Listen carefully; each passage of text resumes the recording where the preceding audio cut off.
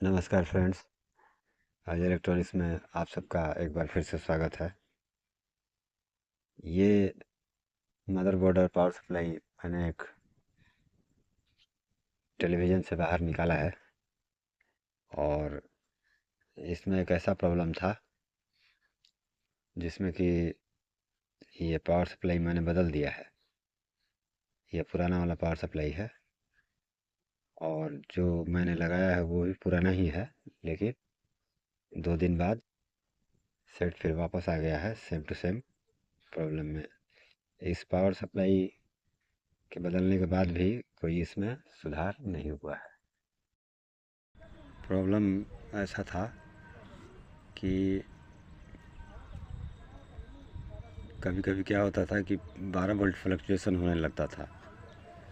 Set on है तो on है, और नहीं तो बाद में 12 वोल्ट फ्लक्चुएट होने लगेगा। तो पावर सप्लाई तो मैंने चेंज कर दिया है। अब प्रॉब्लम मदरबोर्ड में है।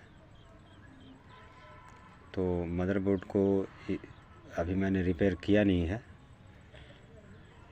तो इसलिए मैं आपको बता देना चाहता हूँ कि इसमें जो 12 वोल्ट का ये आईसी लगा है, प्रॉब्लम इससे हो सकता है, या जो भी अदर कंपोनेंट हैं जो कि 12 वोल्ट जिनका वीसीसी है, उससे ये प्रॉब्लम हो सकता है। कैपेसिटर इसमें आता है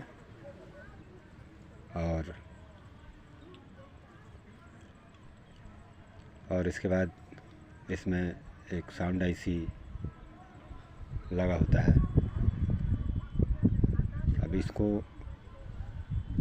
रिपेयर करने में 2 4 6 घंटे इसको ऑन करके देखना पड़ेगा, तो इसलिए इसका वीडियो बनाना फ़िलहाल संभव नहीं था। तो इसलिए मैंने सोचा कि इस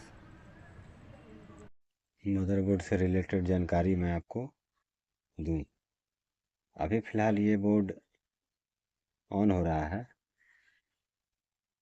और जब वोल्टेज फ्लक्चुएशन की प्रॉब्लम आती है तो ये रेड इंडिकेटर नहीं जल रहा होता है और कभी कभी स्टैंड बाई रिलीज करने पर भी ये लाइट ऑफ हो जाती है। मेरा पुराना वाला पावर सप्लाई ये बिल्कुल 100% ओके है। ये चालू टीवी में से निकाला गया है। तो इस मदरबोर्ड के सारी जानकारी मैं आपको दूंगा स्टेप बाय स्टेप। अभी फ़िलहाल इस मदरबोर्ड को स्टैंड बाई से रिलीज करते हैं। माइक्रो स्विच काम नहीं कर रहा है, तो शॉर्ट करके हम इसको ऑन करेंगे। देखिए ग्रीन इंडिकेटर हो गया, तो स्टैंड बाई रिलीज हो गया। अब यहाँ देखिए, यहाँ एक आईसी लगी हुई है जिसका वीसीसी 12 वोल्ट इनपुट है। मैं आपको दिखा दूं।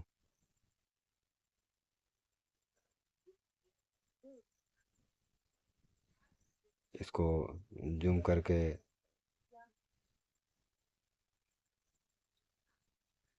फिर से स्टैंड बाई में सेट चला गया है।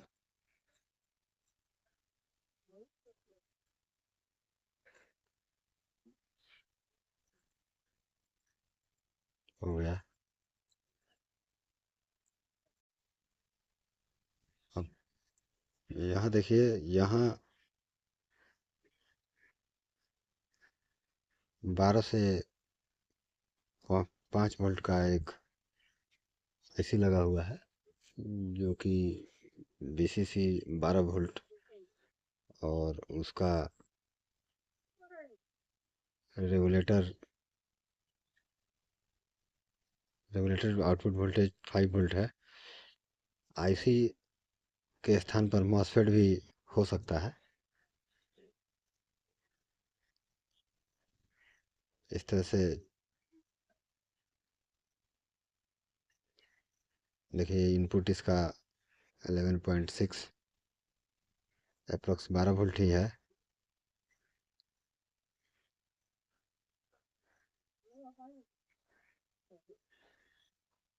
यहाँ ठीक से देखिए,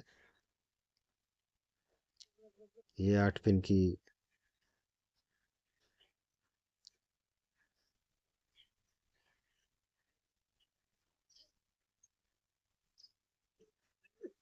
इस आईसी में या ख़राब है या नहीं, इस सिचुएशन में आपको दो चीज़ ही इसमें चेक करने हैं। एक तो इसका इनपुट सप्लाई और दूसरा इसका आउटपुट सप्लाई। तो इनपुट सप्लाई इसका 12 वोल्ट होगा और आउटपुट सप्लाई इसका 5 वोल्ट होगा। और अगर ये आईसी ख़राब होगी तो इसका आउटपुट वोल्टेज नहीं मिलेगा और ये आईसी ख़राब मानी जाएगी। और ये आईसी, इस आईसी को 7 वोल्ट पे अगर मिलेगा तो इसका आउटपुट 5 वोल्ट ही रहेगा। आपको आपका सेट ऑन रहेगा। बैकलाइट सेक्शन आपका डिस्टर्ब हो सकता है इस स्थिति में। और यहाँ देखिए, यहाँ एक और आईसी, ये बहुत ही फेमस आईसी होती है जो कि 5 वोल्ट पर वर्क करती है। ये वही 5 वोल्ट है जो अभी हमने चेक किया है, आउटपुट 5 वोल्ट। और उसी 5 वोल्ट पर ये यहाँ आता है इनपुट सप्लाई, यहाँ VCC इन हो जाता है। और उसके बाद इससे जो आउटपुट निकलता है वो 1.8 और 3.3 वोल्ट का आउटपुट यहाँ से निकलता है। लेकिन ये आईसी ऑन ऑफ पर काम करती है, इसका ऑन ऑफ पिन रहता है। अगर ये आईसी ख़राब हो जाएगी, सेट आपका डेड हो जाएगा या ऑन होकर ऑफ होगा, नो इंडिकेटर, या चलते चलते सेट डेड हो जाना, इस तरह की प्रॉब्लम। अब इस इंडक्टर कॉइल को देखें, यहाँ इसका आउटपुट है 1.2 वोल्ट जो कि स्टैंड बाई रिलीज होने पर ही मिलता है। और यहाँ एक मॉसफेट लगी है, यहाँ एक आईसी भी लगी हो सकती है, वो सर्किट निर्माता अपने तरीके से बनाते हैं। और इस तरह का बोर्ड, इस तरह के जो भी बोर्ड हैं स्मार्ट को छोड़कर सब में एक ही सप्लाई और एक ही वोल्टेज होता है।